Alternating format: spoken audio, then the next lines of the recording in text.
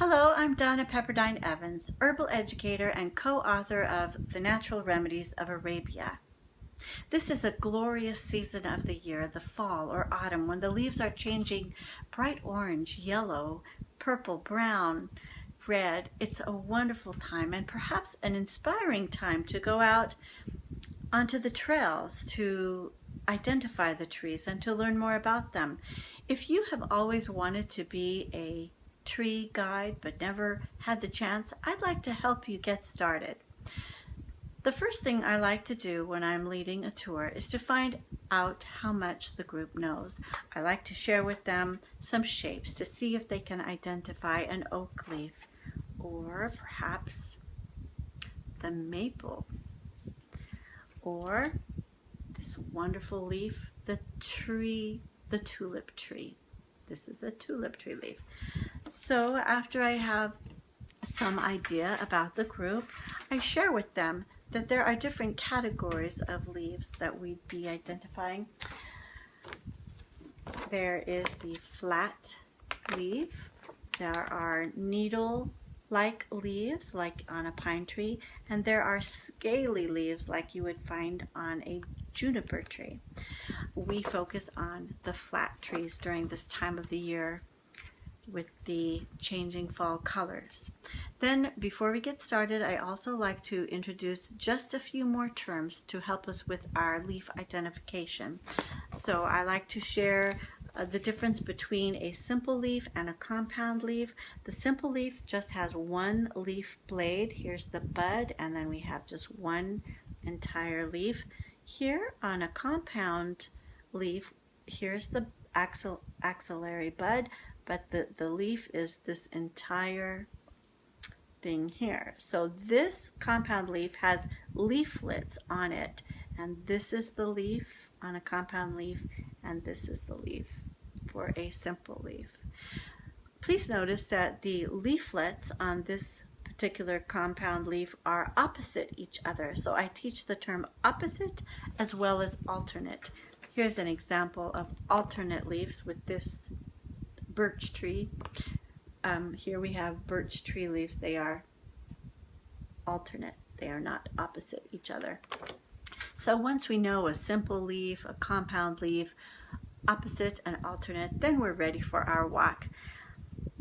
I hand out to the students this little worksheet which I've prepared, and on one side, here we go, we have the different leaves, and at the top I have a list of trees that give them clues to help them know and identify which leaf belonged with which tree. Okay, so at the top I list the redbud, sycamore, oak, ash, maple, hickory, Virginia dogwood, tulip tree, and birch. Those are the trees that I'll be covering on my walk. And these particular trees are the trees of Applegate Drive, because this year I'm giving my tree walks right along the road that I live on. And as I advertise for this event, I let them know exactly which trees I will be covering, because perhaps they've already deeply learned these trees, so then this would not be the walk for them. But if they don't know the hickory and the ash and the maple tree and the sycamore, etc., then they would know, oh yes, I want to go learn these trees. So it helps to identify that this really is the walk for them. So I just share that all right out front, what we'll be covering. And I definitely do my homework. I have studied these trees, and I have information which I will use to help them to complete their worksheets. And I cover on this tree walk, I cover the leaves, their characteristics, the bark, the shape of the tree, and the habitat that the tree grows in, which influences the shape of it. So I also like to be sure and tell an interesting story about each tree along the walk. I want them to have a good time on the walk. I want it to be vibrantly interesting to them so that they will know how interesting trees are and they will remember them. The other day, I was out on a walk with my children, and we were standing in front of the redbud tree, and obviously they noticed right away that the redbud tree has a heart-shaped leaf, and we were talking about the tree, and I mentioned that the redbud tree is also sometimes called the Judas tree, and they didn't know why. And then I said, well, it's named after Judas Iscariot. And one of my sons quickly said, oh, I know, it's because he didn't have a heart. And I thought that was really very clever, very funny story. Then I went on to explain to him that it is called the Judas tree after Judas Iscariot, because after Judas betrayed Jesus Christ, the tradition has it that he hung himself on a red bud tree, a European species of the red bud tree. So that was a story that turned out to be interesting, and now it's a family story because we thought that was a rather funny response from my son. An endearing response, actually. So another thing, a story is for this tree. I have another son who really likes baseball. He's playing t-ball now, and he's really into the game.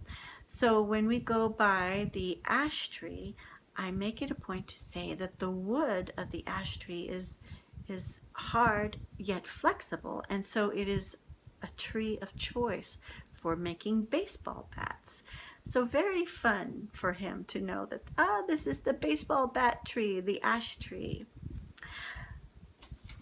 This big, broad, beautiful leaf is the leaf of a sycamore tree. Sycamore trees are very common along the rivers and floodplains, and it's just a very fun tree to be able to recognize. And I will show you a seed pod. This is the seed pod of the sycamore tree. And during the Civil War, the people used to take these seed pods and soak them in lard or oil, and then they would light them. They would burn them as candles and lanterns. This is what gave them light. I have experimented a little bit with it, and putting my seed pods into some lard and burning it. And this is what the people were doing in the time of the Civil War. So at the end of a tree walk, I like to share a poem called Trees, written by Joyce Kilmer. Now, Joyce Kilmer was an educated man. He had attended college, and he was an author and writer. And he wrote this poem, Trees, before he went to war, World War I. Unfortunately, he was killed in that war, but I'd like to share his poem with you. Trees by Joyce Kilmer. I think that I shall never see a poem lovely as a tree whose hungry mouth is pressed against the earth's sweet flowing breast, a tree that looks at God all day and lifts her leafy arms to pray, a tree that may in summer wear a nest of robins in her hair, upon whose bosom snow has lain, who intimately lives with rain. Poems are made by fools like me, but only God can make a tree. At the end of the walk, I like to give a list of resources that participants can go to learn more about tree identification, as well as a copy of the poem Trees by Joyce Kilmer. I've always wanted to be a phytojournalist, someone who reports about plants. So now, this is Donna Pepperdine Evans, phytojournalist, reporting from Northern Virginia. Thank you very much, and hope to see you out on the trails.